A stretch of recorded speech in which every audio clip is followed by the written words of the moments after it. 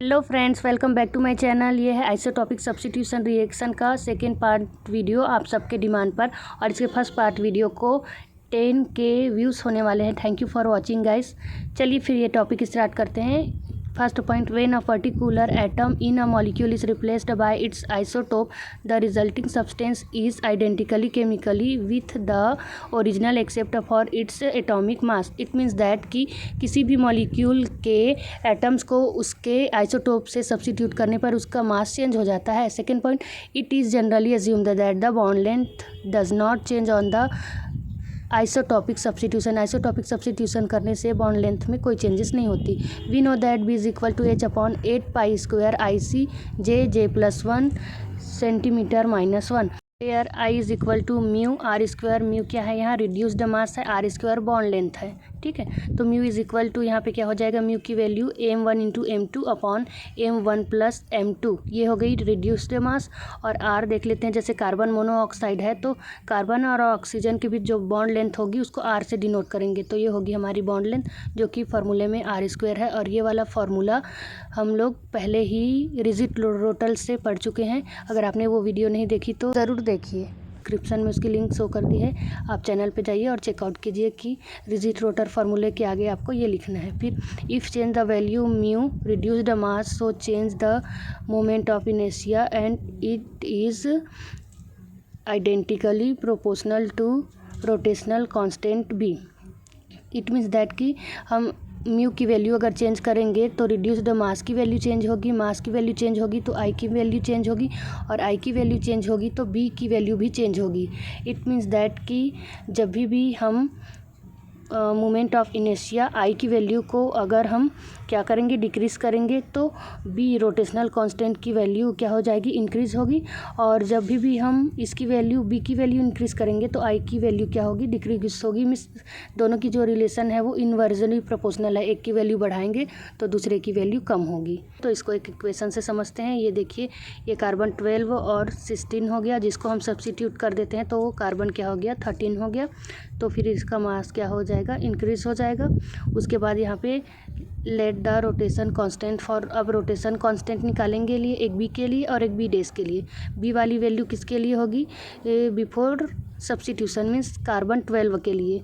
तो ये B is equal to h upon 4 pi square I J plus 1 से calculate करेंगे। तो ये फर्स्ट इक्वेशन पहले C12 के लिए निकालेंगे, तो ये हमारा फर्स्ट इक्वेशन हो गया। उसके बाद सेकेंड वाले के लिए जब हम सब्स्टिट्यूशन कर लेते हैं तो ये बढ़ के कितनी हो जाएगी, C13।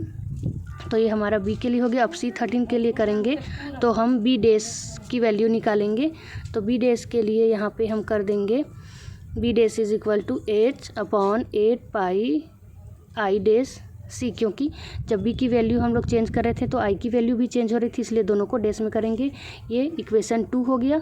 उसके बाद दोनों इक्वेशन को कंपेयर करेंगे तो बी अपॉन बी डेस होगा, तो यहाँ से एच एच कैंसिल हो जाएगी और उसके अलावा सी सी भी कैंसिल हो जाएगी। उसके बाद यहाँ से 8 पाई स्क्वायर कॉन्स्टेंट है तो ये भी कैंसिल ही हो जाएगी। उसके बाद B upon B dash is equal to I dash upon I होगी। ये हो गया हमारा इक्वेशन नंबर 3। इससे पता चल रहा है कि अगर आई की वैल्यू चेंज होगी तो बी की वैल्यू भी चेंज होगी, और बी की वैल्यू हम लोग निकालेंगे बी जे वाले इक्वेशन से। तो अगर जे की वैल्यू यहाँ पे चेंज होगी तो रोटेशनल ये जो स्पेक्ट्रम बैंड मिल रहा है वो भी चेंज होगी। तो जैसे एक साइड जो दिया हुआ है वो कार्बन 12 के लिए है, दूसरे साइड कार्बन 13, मतलब before and after isotopic substitution. तो इसमें जे की वैल्यू फाइंड आउट करने के लिए हम लोग आगे वीडियो में डिस्कशन करेंगे। सबसे पहले ये स्ट्रक्चर को समझ लेते हैं। जब ये कार्बन 12 थी तब इसके स्पेक्ट्रम रोटेशन हमको इस टाइप से मिलते थे, जिसके बीच की गैप 2b थी। लेकिन जब हमने इसका सब्स्टिट्यूशन कर दिया तो कार्बन 13 का बैंड देखिए, इसमें थोड़ी सी वो डिक्रीज़ हो रही है, बैंड रोटेशन जो बैंड है वो कम हो रही है।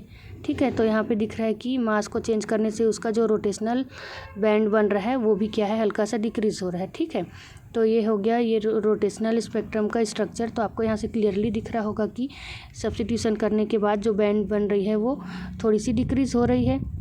जैसे यहाँ पे देख सकते हैं कि J1 में है तो उसका थोड़ा सा डिक्रीज हो गया। उसी टाइप से यहाँ पे देखिए एब्जॉर्प्शन इंटेंसिटी को, यहाँ पे जो सॉलिड लाइंस में दिख रही है वो कार्बन 12 का है before substitution, and after substitution देखिए जो डॉटेड लाइन से शो हुआ है वो है कार्बन 13 का।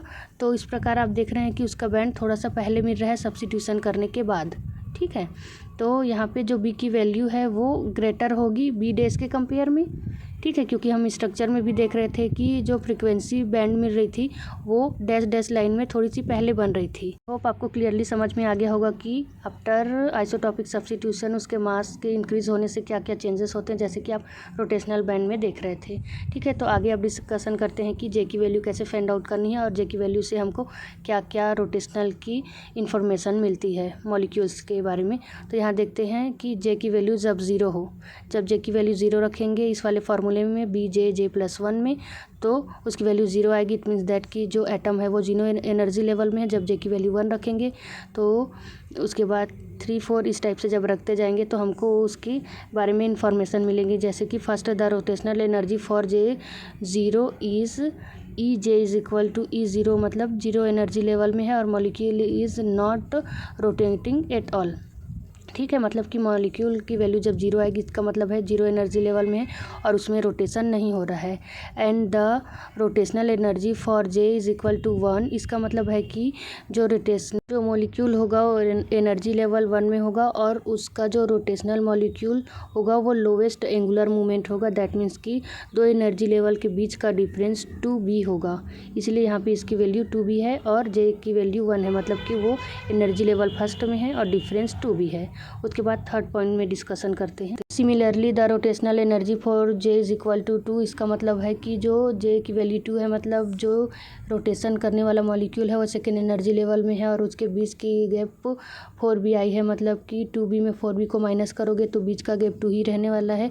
और इसी टाइप से J की जितनी भी वैल्यू है उसको हम लोग कैलकुलेट कर लेंगे। इसमें डायग्राम जो A शो हुआ है वो एलोड ट्रांजिशन है और B वाला जो है एब्जॉर्प्शन ट्रांजिशन स्पेक्ट्रम का दिया है, जिसमें पता चल रहा है कि जितने भी ट्रांजिशन के बैंड बन रहे हैं उसके बीच का डिफरेंस 2b ही है। जैसे कि जब J की वैल्यू 1 थी तो 2b आया और J की वैल्यू जब 2 थी तो 4b आया।